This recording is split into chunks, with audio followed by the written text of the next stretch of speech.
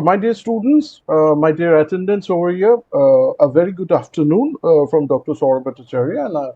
I'm Dr. Sourabh Bhattercharya, Associate Professor, Department of Management and Social Science, and the Institute of Technology. The topic on which I'm going to discuss over here in this session is startup financing. Now, what's the meaning of a startup? Before getting into the discussion of it, that what's the meaning of a startup? You know about new businesses, you know about startups. So, what's the difference between, first and foremost, do understand about this difference, that new business is that any new business is a new business only.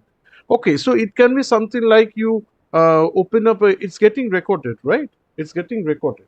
Okay, okay. So, my dear students, so any new business is a new business. Okay. So, it can be something like opening up a tea shop, opening up a sweet shop, opening up a burger shop. Anything like that is a new business. But what's the meaning of a startup? Startup means all startups are new business, of course, no doubt about that. But the basic difference between a new business and a startup is that the startups will have to scale within a certain amount of time. That's the most important thing about startups. Okay.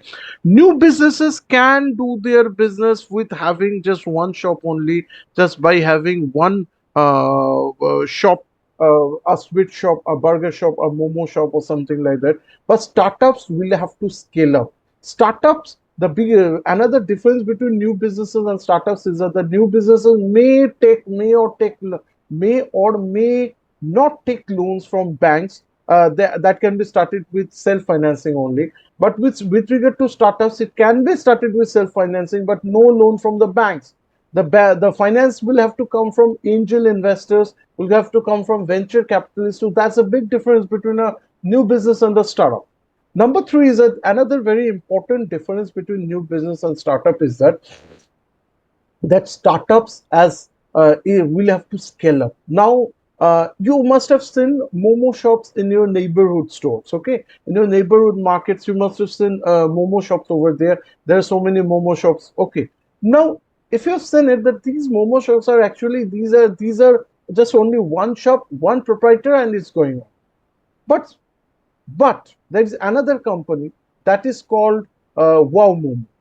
Now, what's the difference between Wow Momo and the other Momo shops? Those Momo shops are actually new businesses, but Wow Momo, it started as a new business, but today it's a startup. It has right now scaled up, and right now is the fastest growing quick services retailing chain all throughout the country. Considering, okay, it is even beaten Pizza Hut, the MNC chains like Pizza Hut, Subway, KFC, Domino's Pizza. It has even all of these MNC chains also in terms of growth. So right now, this company, they have a valuation of around some 2,500 crores, and they have a revenue of around some 1,000 crore.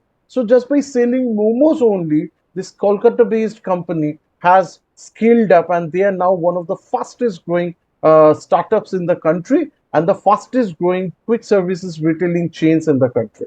Okay, so that's the difference between new business and startups. So, friends, of course, in today's world, one thing I must have to say is that, sir, the question definitely generally arises is that, sir, is it good to set up my own businesses? Is it good to go for entrepreneurship, or is it good for going for a job? See, right now, before getting into that this presentation, I must have to tell to you people, my dear friends, that it's always good to be a job creator rather than becoming a job getter. Okay, just sharing some data with you all only. That in the year of 2019, before COVID, there was a study which was done by timesjobs.com, Times of India, and it was found out that out of every 100 jobs getting created in the whole of the country, 40% of the jobs are getting created in South India. 40%. Okay, that's in the South Indian states. 28% of the jobs are getting created in the North Indian states. Okay, 25% of the jobs are getting created in the West Indian states, and just hold your breath, only 7% jobs are getting created in Eastern and Central India. So, how can South India creates so many jobs. North India creates so many jobs because those are the startup hubs of the country. There not only the MNCs are operating, but also is there the lots of startups have taken place. Most of the startups of today's world, whether it's Flipkart, whether it's Zomato, whether it's Housing.com, are mostly based out of North India, South India, or West India. As so many startups have been created, these startups are getting into the shape of big corporates only, and thus they're creating jobs. But in eastern part of the country, the problem is that not many startups are taking place. Not many new businesses are taking place. Some startups are taking place. Most of the companies over here are those companies which have been set up already around which were set up actually 40, 50, 60, 70, 80, 100 years ago. Those companies are going on, but the thing is that population is increasing, as that's why the percentage of job creation in the eastern and central part of the country is very, very less. So, my dear friends, now it's up to you people to create a very good startup culture, create great startups where students like you only, where young people like you only will get loads of jobs, will get a big number of jobs. So, that's why that's the objective of this today's presentation. That if you want to set up your own business, if you want to set up your own startup, if you want to have your own startup, from where will you get the finance? That's the most important thing students generally ask me. That, sir, okay, I want to be a big entrepreneur. I want to be like this. I want to be like that. So for that, sir, where shall I get the finance, the necessary finance to set up my job, to set up my startup? But my dear friends, one thing I must have to say is that in terms of motivation, I must say that yes, if you want to become just okay, some people may have their objectives of creating jobs. Some people may have their objective of not no, of having the attitude of not reporting to anyone.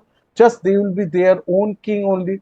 Some people want to become rich. If you want to be like this only, then yes, of course, setting up a startup, establishing a startup should be your forte, should be your own goal. But another negative factor about startup business, about entrepreneurship and startups, I must say, is that 9 out of 10 startups they fail. Only one startup it becomes successful. So in the food business, you must have seen 9 out of 10 startups only they have failed, but one startup which has really done very well is Zomato, and it's doing good.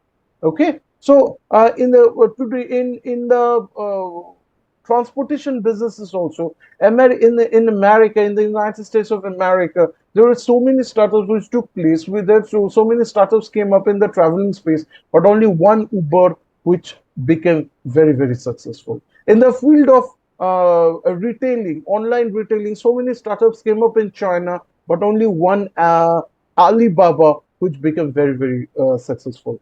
In Europe, there are so many startups which came up in the field where WellX was operating, but only one WellX which became very, very successful.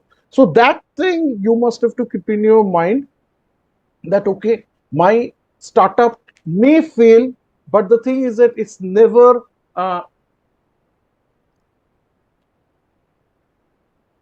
it's never bad to be to do to get into